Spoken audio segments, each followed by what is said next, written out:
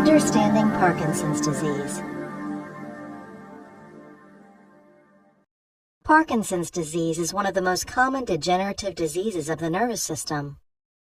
It is most common in people over 65 years of age and can affect younger people as well.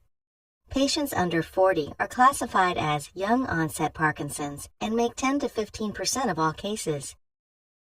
In Parkinson's, specific neurons in the brain start to malfunction. They make less of a chemical called dopamine that is involved in generating movement. Scientists do not yet know exactly what leads to the death of these dopamine-producing neurons. In most cases, they believe Parkinson's is due to a combination of genetic changes and environmental factors, with young-onset patients perhaps having a stronger genetic contribution. Parkinson's symptoms can be broadly divided into two types: motor or movement-related, and non-motor symptoms. Non-motor symptoms might show up earlier, but can occur throughout the disease. Non-motor Parkinson's symptoms can include loss of sense of smell, sleep problems, constipation, and depression. Some non-motor Parkinson's symptoms may be associated with Parkinson's medications.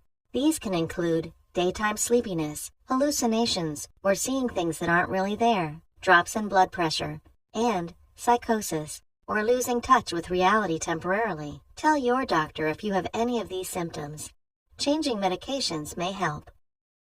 Tremor is not always present but can be the most noticeable motor symptom of Parkinson's disease in many cases.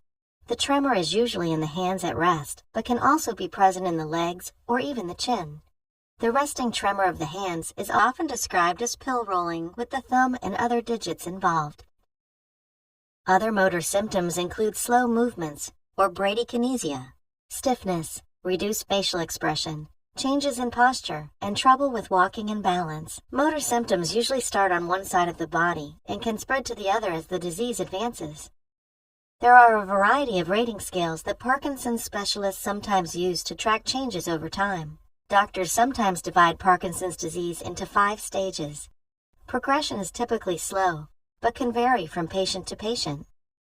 In stage 1, mild symptoms, usually including tremor and other motor symptoms, affect one side of the body and produce little disability overall.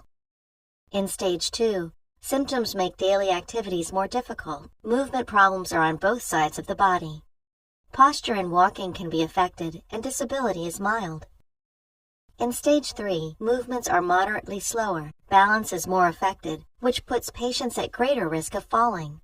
Dressing, bathing, and doing other daily activities have become significantly more difficult. In stage 4, significant mobility issues require the use of a walker to move around. Patients need considerable help doing daily activities and are unable to live independently. In stage 5, balance and movement problems are severe enough that the person needs a wheelchair and nursing care. They may also have noticeable mental changes, delusions, or hallucinations. Learning about the stages of Parkinson's can be frightening. However, not everyone with Parkinson's will progress to stage 4 or 5. It's important to remember that Parkinson's affects everyone differently, and you may or may not have all the possible symptoms. Doctors treat Parkinson's disease with medications to relieve symptoms. Starting these medications does not slow the progression, but can provide benefit to patients that improve and maintain their quality of life for many years. Advanced therapies such as surgical implantation of a deep brain stimulator may also help in select cases as well. If you suspect Parkinson's, a careful examination by a specialist in Parkinson's disease and other movement disorders is essential. You can search for Parkinson's Centers of Excellence, which are located in most major cities in the U.S.